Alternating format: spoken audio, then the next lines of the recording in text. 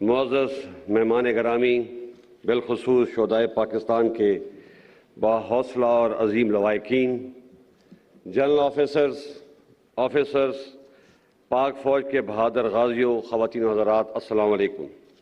मैं आज यौम शोहदाए पाकिस्तान पे बतौर आर्मी चीफ आपसे आखिरी बार खिताब कर रहा हूँ। जैसे कि आप जानते होंगे कि अनकरीब मैं अपनी 44 साल मिलिट्री सर्विस से रिटायर हो रहा हूँ। इस दफ़ा यौम शोहदा सैलाब की वजह से कुछ देर से मुनक्कद हुआ, जिसके लिए मैं आपसे माज़रत चाहता हूँ।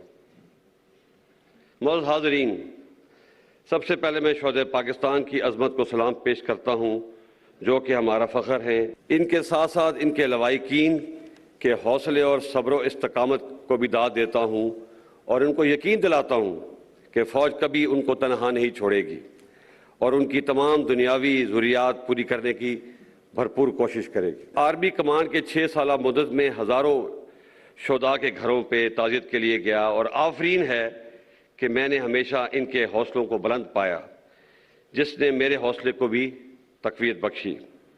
मैं आप सबको यकीन दिलाता हूँ कि हम आपकी कुर्बानियों का सिला तो नहीं दे सकते, लेकिन आपके प्यारों की कुर्बानियाँ रायगां नहीं होने देंगे और आपकी हर तरह से मदद करेंगे।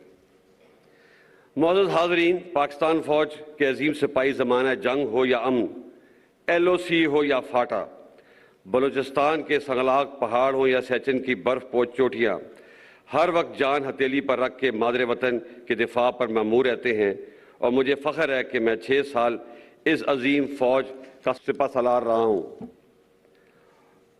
और मैं दुआ करता हूँ कि आने वाले वक्त में भी ये फ़ौज इसी तरीके से कामयाबी के झंडे गाड़ेगी। मौजूद हाज़रीन, फ़ौज का बुनियादी काम मुल्क की जोग्राफियाई सरहदों की हिफाजत है, लेकिन पाक फ़ौज हमेशा अपनी इस्तादाद से बढ़कर कौम की खिदमत में मसरूफ़ रहती है। रिक्कोडिक का मामला हो या कारके का जुर्माना, फाटफ के नुकसान हो या मुल्क को वाइट लिस्ट से मिलाना या फाटा का इंतज़ाम करना, बॉर्डर पर बाड़ लगाना, कतर से सस्ती गैस मुहैया कराना या दोस्त मुल्कों से कर्ज का इजरा, कोविड का मुकाबला हो या टिड्डी दल का खात्मा, सैलाब के दौरान इमदादी कार्रवाई हो, फ़ौज ने हमेशा अपने मैंडेट से बढ़कर कौम की खिदमत की है और इंशाल्लाह करती रहेगी। और मैं आपको यकीन दिलाता हूँ कि इन कामों के बावजूद फ़ौज अपने बुनियादी काम और दहशतगर्दी का मुकाबला करने से कभी गाफिल नहीं होगी। आप जानते हैं कि आज हमारे शहरों और देहातों में जो अमन है, इसके पीछे हमारे हज़ारों शोहदा की कुर्बानियाँ हैं, जिनको कभी नहीं भुलाया जा सकता, क्योंकि जो कौमें अपने शोहदा को भूल जाती हैं वो कौमें मिट जाया करती हैं।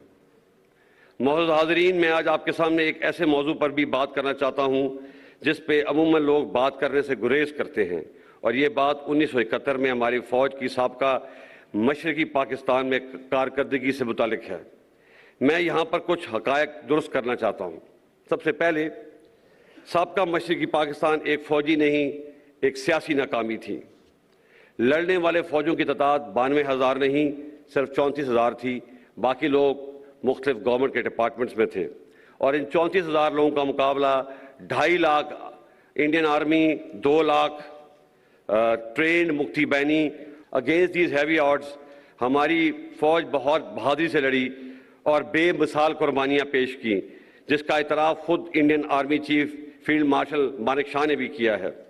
इन बहादुर गाजियों और शहीदों की कुर्बानियों का आज तक कौम ने इतराफ़ नहीं किया, जो कि एक बहुत बड़ी ज़्यादती है। मैं आज इस मौके का फ़ायदा उठाते हुए इन तमाम गाजियों और शहीदों को खराज तहसीन पेश करता हूँ और पेश करता रहूँगा। वो हमारे हीरो हैं और कौम को उन पर फ़ख्र होना चाहिए।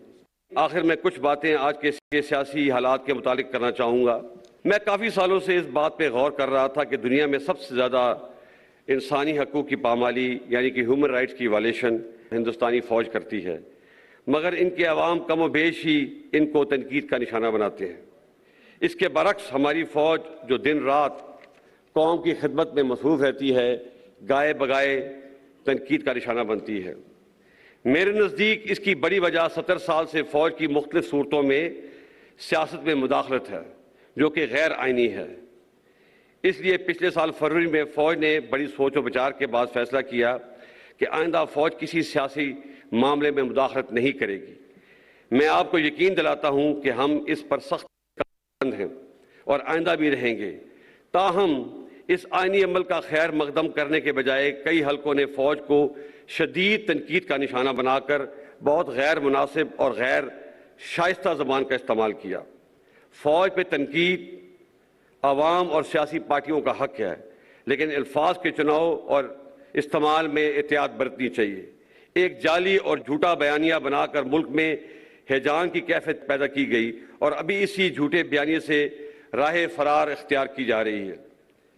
सीनियर मिलिट्री लीडरशिप को गैर मुनासिब अलकबात से पुकारा गया। मैं आपको वाज़ेह कर देना चाहता हूँ कि फ़ौज की क़यादत कुछ भी कर सकती है, लेकिन कभी भी मुल्क के मफाद के ख़िलाफ़ नहीं जा सकती। क्या आप ये समझते हैं कि मुल्क में एक बैरूनी साजिश हो और आर्म्ड फोर्सेस हाथ पे हाथ धरी बैठी रहेंगी? ये नामुमकिन है, बल्कि ये एक गुनाह कबीरा है। और जो लोग ये समझते हैं कि वो फ़ौज और अवाम में दरार डाल देंगे, वो भी हमेशा नाकाम होंगे। फ़ौज की क़यादत के पास इस नामुनासिब जलगार का जवाब देने के लिए बहुत से मौक़े और वसाइल मौजूद थे, लेकिन फ़ौज ने मुल्क के वसी तर मफाद में हौसले का मुज़ाहरा किया और कोई भी मनफी बयान देने से इज्तनाब किया। लेकिन ये बात सबको ज़ेहन नशीन कर लेनी चाहिए कि इस सब्र की भी एक हद है।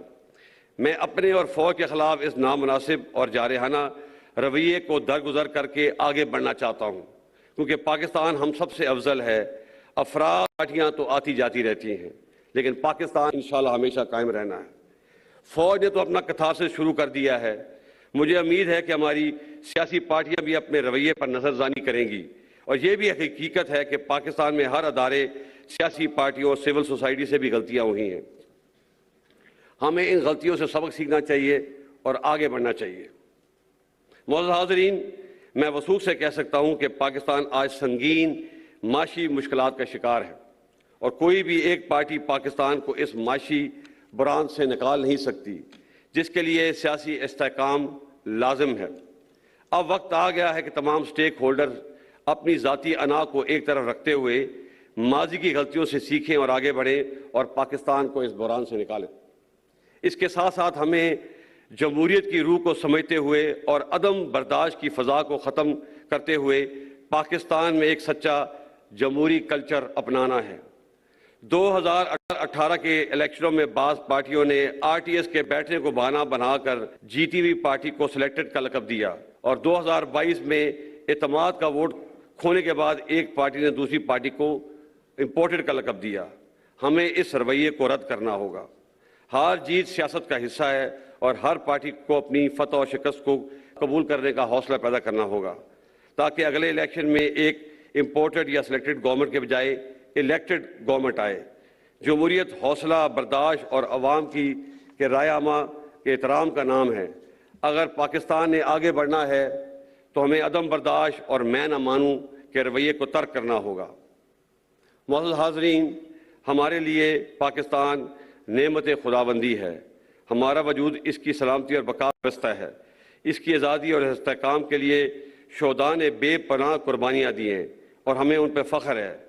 मैं शोहदा के लवाहिकीन का शुक्रिया अदा करता हूँ जिन्होंने इस तकरीब में आकर इस तकरीब को रौनक बख्शी।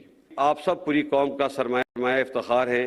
ये तजदीद अहद का दिन है। आइए मिलकर यह अहद करें कि हम अपने शोहदा और गाजियों की ताबिंदा तारीख को हमेशा ज़िंदा रखेंगे और मिलकर पाकिस्तान की और बेहतरी और तरक्की में अपना किरदार अदा करेंगे।